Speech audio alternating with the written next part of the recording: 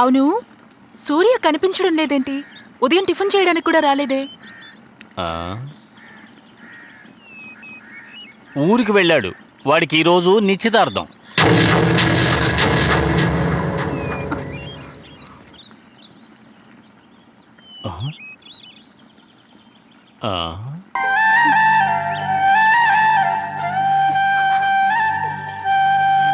హే రాధా, హే ఏడుస్తున్నావా? ఊరికే తమాషా కన్నాను. వాడు బండి రిపేర్ చేయించుకోవడానికి వెళ్ళాడు. ఇప్పుడే వచ్చేస్తాడు.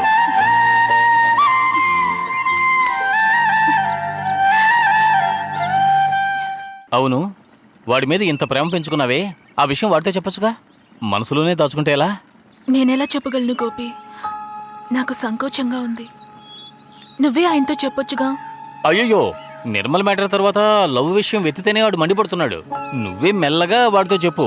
అలా కాదనుకో, ఐ లవ్ యూ అని ఒక లెటర్ రాసి టక్కన వాడి చేతిలో పెట్టేయ్.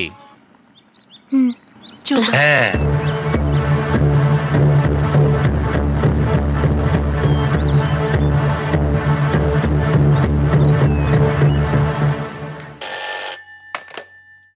హలో బాబు, నేను లాడ్జ్ లీజ్ ఓనర్ మాట్లాడుతున్నా. చెప్పండి సార్. వచ్చే నెల 1వ తేదీతో లీజ్ అయిపోతుంది.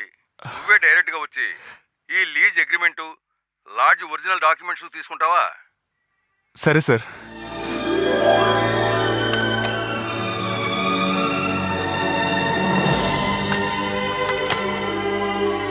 ఏంట్రా? లీజ్ ఓనర్ ఫోన్ చేశారా? వచ్చే 1వ తారీఖుతో లీజ్ అయిపోతుందట. డాక్యుమెంట్స్ అన్ని తీసుకోవడమని చెప్పారు. ఆహా మిత్రమా, ఇక నీ దశ తిరిగింది. 1వ తేదీ నుంచి ఈ లాడ్జ్ ఒక వెలుగు వెలిగిపోతుంది. ముందు ఆ మేనేజర్ పోస్ట్కి ఎసరు పెడతాను చూడు. చచ్చా, అలా అనకరా. పాపం పెద్ద ఆయన. పెద్దాయన ఎవడరా? పెద్దాయన తాగుబోతేదవా. రాత్రి అయితే మందు కొట్టి చిందులేస్తాడు వాడు పెద్దాయన. సర్లే, ముందు 100 కొట్టు. మందు కొట్టుకెళ్ళి పండుగ చేసుకొస్తాను. అది నువ్వు పెద్ద మనిషి అంటే.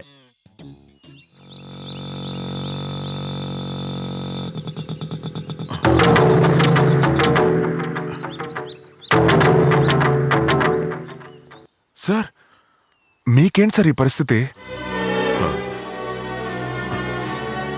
సూర్య, ఒక్క నిమిషం. లోపల ఈ టీ ఇచ్చేసి వస్తాను.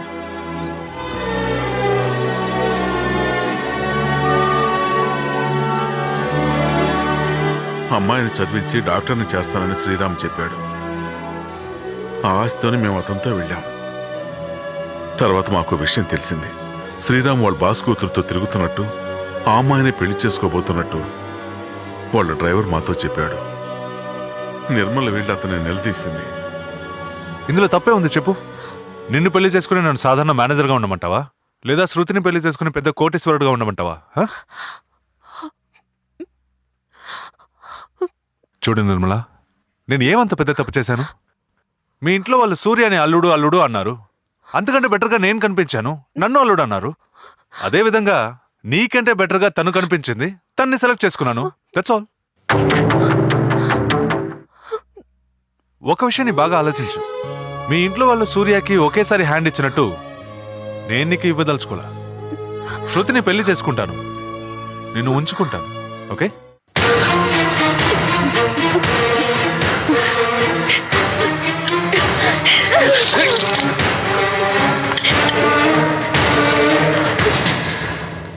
ఆ తర్వాత ఆ ఇంట్లో నుంచి బయటకు వచ్చేసి మేం వేరే ఇంట్లో చేరాం. పాపం నిర్మల మనసు మాత్రం చాలా గాయపడింది. ఇప్పటికీ ఏం మించిపోలేదమ్మా. జరిగింది చెప్తే సూర్య అర్థం చేసుకుని నేను పెళ్లి చేసుకుంటాడు. వద్దు నాన్న, సూర్య చాలా మంచివాడు. మన కుటుంబానికి ఎన్నో విధాలుగా సహాయం చేశాడు. కానీ మనం అదంతా మర్చిపోయాం. చేసిన తప్పుకి ఇదే శిక్ష అనుకుంటాను.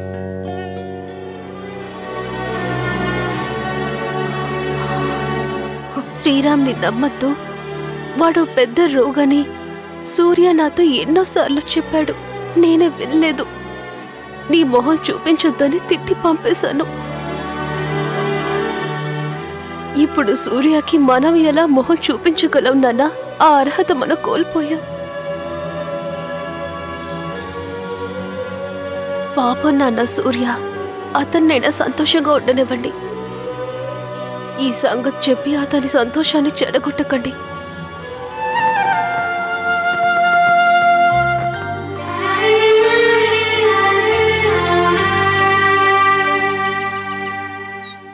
ఇప్పుడు నిర్మల ఏం చేస్తోంది?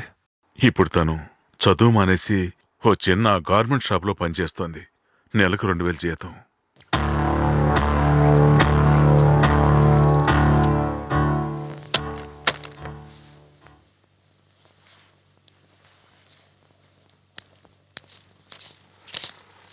ఇదిగోమ్మా. Thank you sir.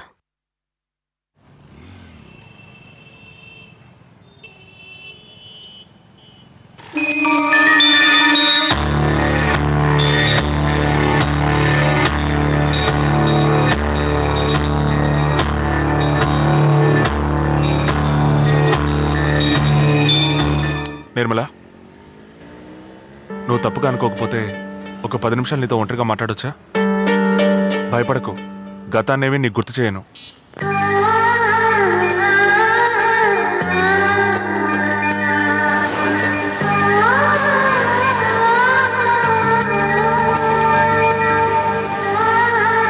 జరిగింది తలుచుకొని ఏడుస్తూ ఉండడం కాదు జీవితం అంటే.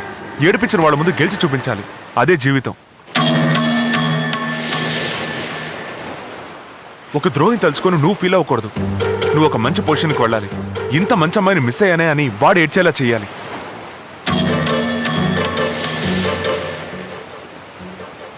శ్రీరాముని మీట్ అవడానికి ముందు నువ్వు ఒక డాక్టర్ కావాలని ఆశపడ్డావు. ఇప్పుడు ఎందుకు ఆ ఆశల్ని మూట కట్టేసి ఒక మామూలు బట్టల షాప్లో పనిచేస్తున్నావు? నెల నెల ఇంటద్దెకి భోజనానికి చాలా కష్టపడుతున్నావు. నేనెలా డాక్టర్ నవ్వగలను?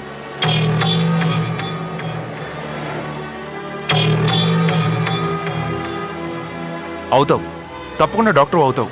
మళ్ళీ ఎంట్రన్స్ ఎగ్జామ్ రాయి, ఖచ్చితంగా నీకు సీట్ దొరుకుతుంది.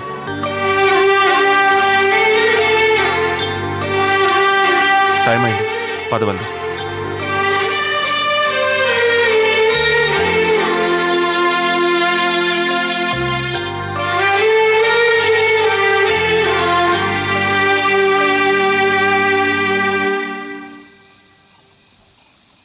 ఓ స్పెషల్ టీ. అలాగే. నన్ను గుర్తుపెట్టావా? గుర్తుపెట్టాను. యదవ్వి, సన్నాసివి, పింజారివి. మరి లేకపోతే ఏంట్రా? చూడగానే గుర్తుపెట్టడానికి నువ్వు ఏమైనా అమితాబ్ బచ్చన్వా? ఆకులో ఒక్కగాడివి. నువ్వు పలానా నేను పలానా అని తెలుసుకొని మాట్లాడాలి. అర్థమైందా? అర్థమైంది. ఇప్పుడు చెప్పరా, ఎవర్రా నువ్వు? కోడి రామూర్తి. కోడి రామూర్తి అంటే? కాకినాడలో 10,000 రూపాయలు నీకు అప్పించి జంట హత్యలు చేసి ఆ మరుసటి రోజున జైలుకి వెళ్ళానే, ఆ కోడి రామూర్తినే. అన్న, కోడి రామూర్తి అన్న, నువ్వే ముందుగా చెప్పొచ్చు కదా. నేనేదో వెలిదంట్లో శ్రీరామూర్తి అనుకున్నాను అన్న. నిజం. ఆ సంగతి అలా ఉంచు. ముందు నేను ఇచ్చిన డబ్బు సంగతి ఏంటి? ఏంటన్నా నువ్వు? మనం అప్పుడు ఒకే కంచంలో తిని ఒకే మంచంలో పడుకునేవాళ్ళం. ఇప్పుడు డబ్బులు అడుగుతావేంటన్నా? అయినా నువ్వేంటి, నీ లెవెల్ ఏంటి? నా అవసరానికి నువ్వు డబ్బిచ్చి తిరిగి అడగొచ్చా? అది నేను మళ్ళీ తిరిగి ఇవ్వచ్చా? టీ కొట్టు, టీ కొట్టు. నువ్వే చెప్పు టీ కొట్టు.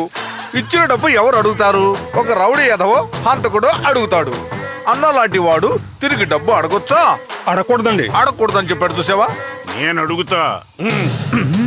ఆల్రెడీ 2 హత్యలు చేసినోడికి 3 హత్య చేయడం పెద్ద కష్టమేం కాదు. తీరా 10,000. కోడన్నా ఒక 6 నెలలు టైం అన్నా. తర్వాత అన్ని కనిపిస్తానేంటి? సంవత్సరంలోపు నా తల తాకట్టు పెట్టే నీ డబ్బు నీకు తిరిగి చేస్తాను.